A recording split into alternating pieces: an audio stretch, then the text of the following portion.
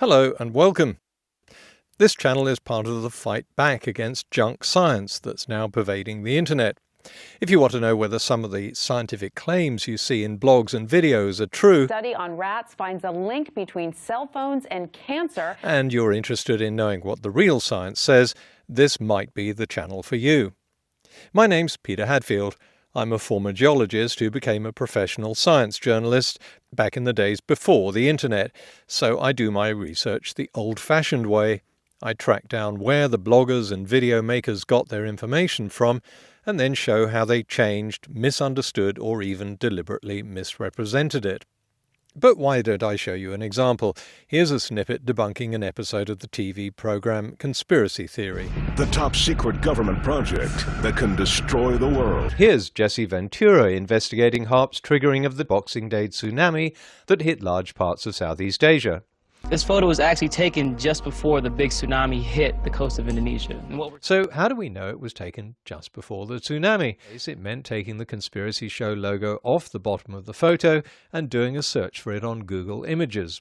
And presto, I discovered exactly the same photo on sale for $24 at Dave Miller's Posters Wanted website. Not only is there no indication that this commercial picture was taken before or even in the same decade as the tsunami, it's not even in the same hemisphere. It's advertised as the Aurora Australis, the Southern Lights. And after busting the myths in TV shows, blogs, videos and newspapers, I show what the real science says. Not my theories, that would make me no better than all the MOOC experts on the internet.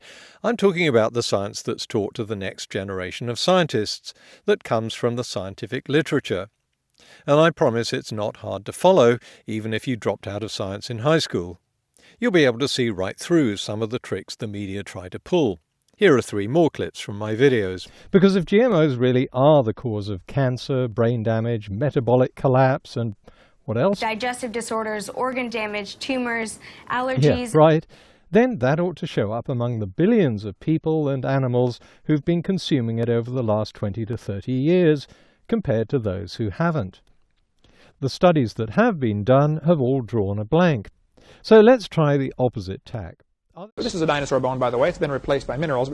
Whoa, hold on before you get to the but. Did I just hear you say it's been replaced by minerals? So in fact, there's no carbon in it.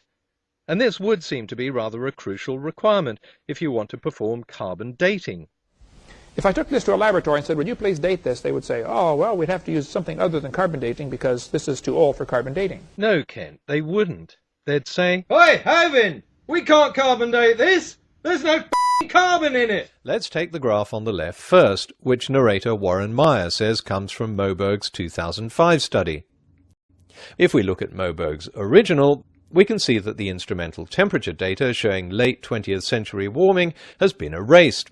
Worse than that, Moberg's proxy data, that he says in the caption goes back as far as 1979, is extended to make it look as though it goes up to the year 2000. The scale's been changed. You can see that more clearly when I match the 2 graphs up.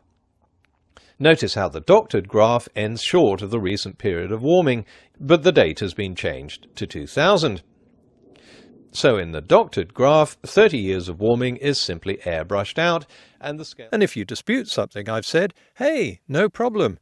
I list all my sources in the video descriptions, whether it's the source of whatever I'm critiquing, so you can be sure I haven't set up a straw man, or whether it's a list of my scientific sources so that you can check I'm reporting the science accurately.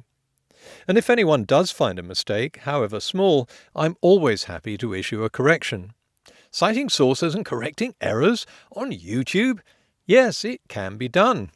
And if you can't find any errors, well, just let off steam by telling me I'm a dickhead. You'll feel so much better. One other thing I try to do is show people how to be skeptical and check stuff they read on the internet, because a lot of people ask me how it's done. From how to tell the difference between a reputable scientific journal and a junk one, to the basics of tracking down sources. Here are a few examples.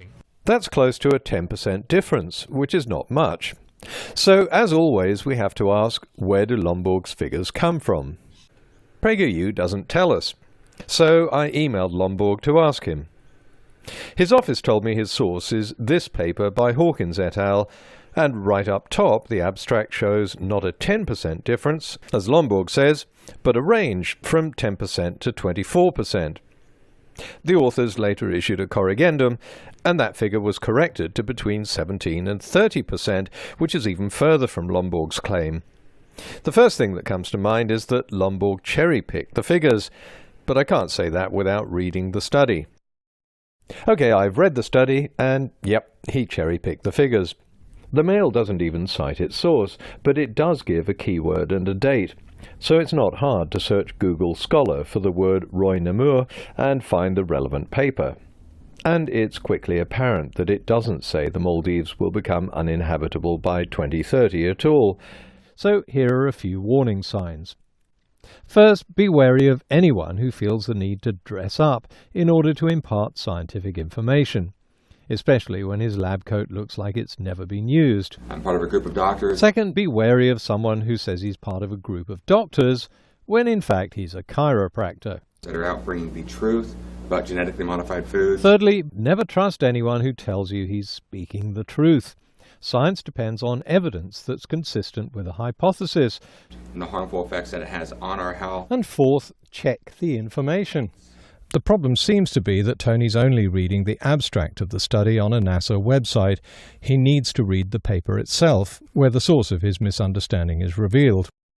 In the paper itself, the authors show that ozone depletion and greenhouse gases exacerbated a phenomenon called the Southern Annular Mode, or the SAM. Their conclusion was that recent cooling over the Antarctic continental interior has likely been caused by both ozone depletion and greenhouse gas increases. And having worked in television for 3 decades, I teach some of the media tricks that less reputable video makers use to pull the wool over your eyes, so that you can watch out for them. Well, then how did it get created?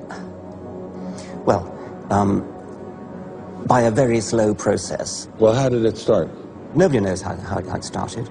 We know the kind of event that it must have been. We know the sort of event that must have happened for the origin of life. 4 very obvious cuts in both the audio and the video in the space of just a few seconds, taking us from a question about the origin of the universe to an answer about the origin of life. Finally, it doesn't matter which side of the political spectrum anyone's on or which god you believe in. Science doesn't distinguish, and neither do I. Evolution is the way things change over time, over a billion years or more. In his film An Inconvenient Truth, Al Gore used a graph like this to show a correlation between carbon dioxide levels and increased temperatures. But he obscured the fact that the carbon dioxide increases lag the temperature increases. I'm happy to debunk any myth, whoever makes it, because the laws of science are politically neutral. Now, I don't ask for donations, and my channel isn't monetized. If you really feel bad about watching these well-researched videos for free, or if you don't want to accept scientific conclusions and think I'm a human deformation, you can donate to a charity that I really like, and that I hope we can all support, detailed in the more recent video descriptions. Thanks for watching.